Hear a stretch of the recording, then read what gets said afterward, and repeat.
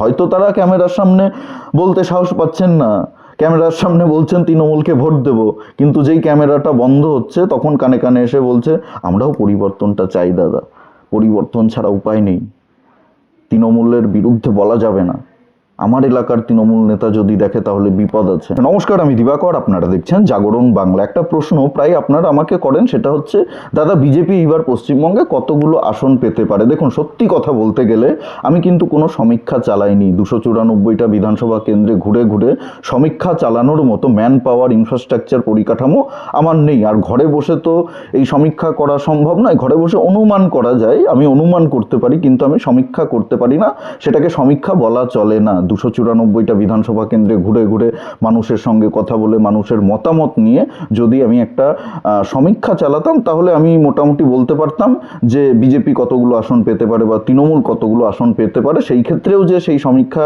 100% নির্ভুল হতো বা সঠিক হতো এটাও বলা যায় না। তার কারণ একটা বিধানসভা কেন্দ্রে একটা বুথে এক রকম জনমত দেখা যায়। কোনো বুথে দেখা যায় যে তৃণমূলের পাল্লা ভারী, কোনো বুথে দেখা যায় যে বিজেপির পাল্লা ভারী। তাই আপনি যদি একটা বিধানসভা কেন্দ্রে 20 জন 30 জনের সঙ্গে কথা বলে তাদের মতামত নিয়ে একটা সমীক্ষা তৈরি করেন, রিপোর্ট তৈরি করেন, তাহলে সেটা ভুল হতেই পারে, সেটা যে সঠিক হবে এরকমটা বলা যায় না। কিন্তু বিভিন্ন ইউটিউব চ্যানেলে আমি অনেক রকম সমীক্ষা দেখেছি, কোনোটা আমার কাছে খুবই হাস্যকর মনে হয়েছে, আবার কোনোটা মনে হয়েছে যে না ঠিকঠাক, তারা মোটামুটি একটু রিসার্চ করেছে, তারা ঘুরে ঘুরে কথা বলেছে। আমিও ঘুরেছি, 294টা বিধানসভা কেন্দ্রে যাওয়া আমার পক্ষে সম্ভব হয়নি, তবে আমি বেশ কিছু জেলাতে ঘুরেছি, ঘুরে ঘুরে মানুষের সঙ্গে কথা বলেছি। আমি তো এমনিতেই ট্রেনে বাসে বেশি চলাফেরা করি, সাধারণ মানুষের সঙ্গে কথা বলি, সুযোগ পেলেই আমার এটা অভ্যাস রয়েছে সাধারণ মানুষের সঙ্গে রাজনীতি নিয়ে কথা বলা, আলোচনা করা, চর্চা করা। এমনি পশ্চিমবঙ্গে অনেকেই এইসব বিষয় নিয়ে কথা বলতে ভয় পান, রাজনীতি নিয়ে আলোচনা করতে ভয় পান, তারপরেও অনেক মানুষ রয়েছেন যারা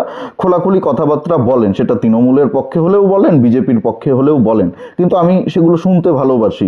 ট্রেনে বাসে মানুষের সঙ্গে আলোচনা করি, কথা বলি যে তারা কি ভাবছেন, চায়ের দোকানে বসে আড্ডা দিই, বা আমার সিনিয়র যারা বয়স্ক মানুষ রয়েছেন আড্ডা দিচ্ছেন তাদের কথা শুনি, সেখান থেকে অনুমান করি। তো মোটামুটি আমি অনেক জেলাতেই ঘুরেছি। বিধানসভা বলবো না, বিধানসভা ওইভাবে ঘোরা হয়নি, একটা বিধানসভা ধরে ধরে ঘোরা হয়নি, কিন্তু অনেক জেলাতেই আমি গেছি, সেখানে সব রকম মানুষের সঙ্গেই কথা বলেছি। একেবারে যারা দিনমজুরির কাজ করেন, নিম্নবিত্ত মানুষ রয়েছেন তাদের সঙ্গেও কথা বলেছি, চাকরিজীবী মানুষের সঙ্গেও কথা বলেছি, ব্যবসায়ী যারা রয়েছেন তাদের সঙ্গেও কথা বলেছি, যারা বেকার যুবকরা রয়েছেন তাদের সঙ্গেও কথা বলেছি, সবার সঙ্গেই মোটামুটি সব শ্রেণীর মানুষের সঙ্গে কথা বলেছি। সেখান থেকে আমার যেটা ধারণা হয়েছে সেটাই আমি আপনাদের সামনে রাখবো। আমার মনে হয় বিজেপি এইবার পশ্চিমবঙ্গে, যদি ভোটটা সঠিকভাবে হয়, সব কিছু নির্ভর করছে দিন শেষে ভোটটা সঠিকভাবে হবে কি না।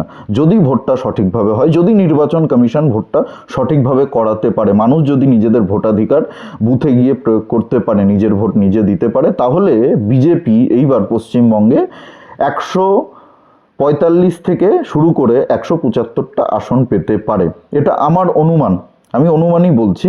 তার কারণ সমীক্ষা তো এটাকে বলা যায় না। কয়েকটা জেলায় ঘুরে, নদিয়া জেলাতে ঘুরেছি আমি, দক্ষিণ 24 পরগনায় ঘুরেছি, উত্তর 24 পরগনায় ঘুরেছি, আমি কলকাতায় ঘুরেছি, আমি মালদাতে ঘুরেছি, বিভিন্ন জেলায় ঘুরেছি। এখন সব জেলা আমার পক্ষে কভার করা সম্ভব নয়, প্রতিটি বিধানসভা কভার করা সম্ভব নয়, আগেই বলেছি সেই ম্যান পাওয়ার আমার নেই। কিন্তু বিভিন্ন জেলায় ঘুরে সব রকম মানুষের সঙ্গে কথা বলে, পৌরসভা এলাকায়, পঞ্চায়েত এলাকায়, সব জায়গায় ঘুরে ঘুরে মানুষের সঙ্গে কথা বলে এতটুকু আমি বুঝেছি যে মানুষ পরিবর্তন চাইছে। আজকে আমি এই কথাটা জোর গলায় বলছি, তার কারণ আমি বিভিন্ন মানুষের সঙ্গে কথা বলতে গিয়ে দেখেছি এরকম অনেকেই রয়েছেন যারা ক্যামেরার সামনে বলছেন যে তৃণমূলকে চাই, তৃণমূলকে ভোট দেবো, কিন্তু ক্যামেরাটা অফ হতেই আমাকে এসে কানে কানে বলছে যে দাদা কিছু করার নেই, আপনি তো ভিডিও করছেন, আমার মুখ দেখা যাচ্ছে, আমার এলাকার তৃণমূল নেতা দেখলে তো বিপদ হতে পারে, সেই কারণেই এটা বললাম। আসলে আমরা ভোটটা তৃণমূলকে দেবো না, আমরাও পরিবর্তন চাই। এরকম অনেক প্রচুর মানুষ আমি দেখেছি যারা ক্যামেরার সামনে বলছেন তৃণমূলকে ভোট দেবো, কিন্তু তারা আসলে তৃণমূলকে ভোট দেবেন না। এখন পশ্চিমবঙ্গে তো সবার মনেই ভয় আছে, সাধারণ মানুষ তো প্রচণ্ড ভয় পায়, অনেকে তো রাজনীতি নিয়ে কথা বলতেই সাহস পান না, অনেকে আবার বলেন তৃণমূলকে ভোট দেবো কিন্তু ভোট দেবেন না। রাস্তাঘাটে, ট্রেনে, বাসে অনেকের সঙ্গেই আমার দেখা হয়, তারা আমার ভিডিও দেখেন, আমাকে বলেন যে দাদা আমি আপনার ভিডিও দেখি, খুব ভালো লাগে, বা বাবা তোমার ভিডিও আমি দেখি। অনেক সিনিয়র মানুষও রয়েছেন আমাকে বলেন যে তোমার ভিডিও দেখি, খুব ভালো ভিডিও করো, কিন্তু তোমার ভিডিওতে লাইক দিতে সাহস পায় না, কমেন্ট করতে সাহস পায় না, খুব ভয় পান মানুষ। পশ্চিমবঙ্গের মানুষ প্রচণ্ড প্রচণ্ড ভয় পান। আর তৃণমূলের দ্বারা প্রত্যেকেই কোনো না কোনোভাবে অত্যাচারিত, শোষিত। তৃণমূলের দ্বারা প্রত্যেকেই শোষিত।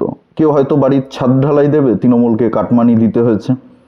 একটা নতুন ব্যবসা শুরু করবে, তৃণমূলের তোলাবাজদেরকে তোলা দিতে হয়েছে। এই 5 বছর ভোটে জেতার পরে তৃণমূল তো তোলাবাজি করবে, বুক ফুলিয়ে তোলাবাজি করবে। এবং মানুষ এটাও ভালো করে বুঝতে পারছে যে এইবার যদি তৃণমূল ক্ষমতায় আসে তাহলে ওই টেবিলের তলা দিয়ে টাকা নেবে না, একেবারে বুক ফুলিয়ে, বুকে পাড়া দিয়ে টাকা আদায় করবে, মানুষের থেকে টাকা তুলবে। কারণ ওই ভয়টাই তৃণমূলের মন থেকে চলে যাবে যে আমরা হারতে পারি, আমাদের মানুষের সঙ্গে ভালো ব্যবহার করতে হবে, সৎভাবে চলতে হবে। যদি একটা রাজনৈতিক দল এত কিছুর পরেও, এত দুর্নীতি করেও, এত তোলাবাজি করেও, চাকরি বিক্রি করেও, মানুষের উপরে অত্যাচার করেও, মানুষকে শোষণ করেও ক্ষমতায় টিকে থাকে, তাহলে তাদের সাহস তো আরও বেড়ে যাবে। এটা বাংলার অনেকেই বোঝেন যে এইবার যদি তৃণমূলকে ভোট দিই তাহলে এরা আর ওই টেবিলের তলা দিয়ে টাকা নিয়ে চাকরি বিক্রি করবে না, একেবারে বুক ফুলিয়ে প্রকাশ্যে চাকরি বিক্রি করবে। বেকার যুবকদেরকে ওই সারা জীবন বেকার ভাতার উপরেই নির্ভর করে বেঁচে থাকতে হবে। যাদের ক্ষমতা রয়েছে, জমি বাড়ি বিক্রি করে 20 লাখ টাকা দিতে পারবে, 15 লাখ টাকা দিতে পারবে, তাদের সন্তানদেরই চাকরি হবে। তারপরেও সেই চাকরির কোনো গ্যারান্টি নেই। এরপরে আদালতে যদি কোনো দিন সেই বিষয়টা যায়, দুর্নীতি যদি সামনে আসে, তাহলে তারপরে আবার সেই অযোগ্যদের তালিকা প্রকাশ করে তাদের চাকরি বাতিল করে দেবে। তো এই বিষয়টা অনেকেই বোঝেন, অনেকে বলতে সিংহভাগ মানুষই বোঝেন, বুঝতে পাচ্ছেন। হয়তো তারা ক্যামেরার সামনে বলতে সাহস পাচ্ছেন না, ক্যামেরার সামনে বলছেন তৃণমূলকে ভোট দেব, কিন্তু যেই ক্যামেরাটা বন্ধ হচ্ছে তখন কানে কানে এসে বলছে আমরাও পরিবর্তনটা চাই দাদা, পরিবর্তন ছাড়া উপায় নেই, তৃণমূলের বিরুদ্ধে বলা যাবে না, আমার এলাকার তৃণমূল নেতা যদি দেখে তাহলে বিপদ আছে। প্রচণ্ড ভয় পায় মানুষ, প্রচণ্ড ভয়ে আছে। পশ্চিমবঙ্গে সাধারণ মানুষ রাজনীতি নিয়ে কথা বলতে খুব ভয় পায়। তাই সার্ভে করা, সঠিকভাবে সার্ভে করা বা এটা বলা বুক ঠুকে যে অমুক রাজনৈতিক দল এতগুলো আসন পাবে, আমি একেবারে সঠিক সার্ভে করেছি, আমারটাই সঠিক, এটা বলা খুব কঠিন কাজ, খুব কঠিন কাজ।